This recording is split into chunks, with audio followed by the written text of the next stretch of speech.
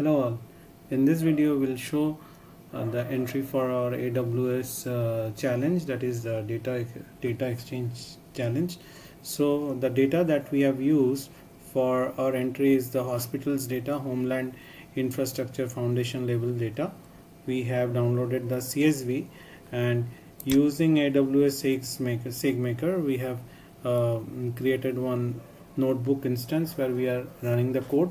So let us just get into the code. So it's a IPython notebook that we have used. First of all, we have just loaded the data. We are using Kepler.GL for visualization. So we'll see what are the different type of visualizations we can do with this.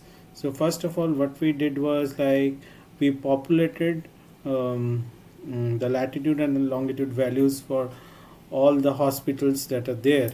As you can see from this data itself, like, it's the hospital data, and it's very useful because we are using a timeline format over here. So you can see, like, over the period of words till 2020, we'll see how the hospital is. So Kepler.GL, there is a option for creating a timeline. We have used the source date as our validator, and after that this timeline comes. And if we just click on play, we have reduced this option over here, and if we just click on play and we focus along, you'll see, like, in the timeline itself, mm, the the data is being populated, and it's like what you can see, like how it has gone over a period of time, like 4 or 5 years. Now, one of the magic thing about this particular timeline option is that if you stop it, now if you want to select on the basis of what you want to change upon the timeline, you can just do it. So you can select between the options that are there, the zip code that is there, or population, or the country FIS. So if I just select according to population, and again if I run this timeline so that it shows the value, you'll see, like, the changes. Now, one of the most important part is, like, you can see the options accordingly, and you can also dig in deeper into the map. So visualization is very useful. Now if we stop it, let's work on another solution for this. So now if I just click on this, and this point values are there, I want to change from point to, say, something else. Like, if I want hex pin, I will select it. Now I can also select the height for it. So if I just click on the height, now you'll see over here itself,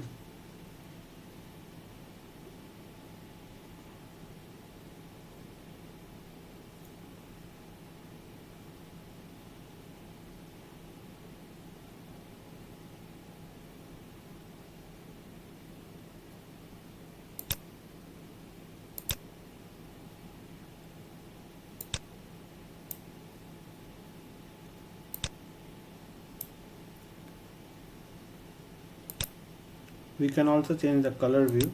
If we change it to this pattern itself, the color view, there are different options available to select from. We can also change, we'll keep it as it is. Now the color option has been checked. This is the hexagon radius timeline.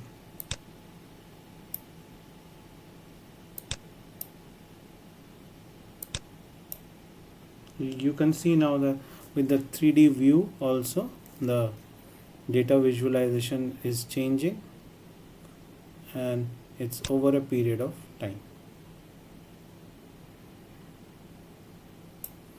You can also go closer to it to see the exact values and the locations for it. You see now.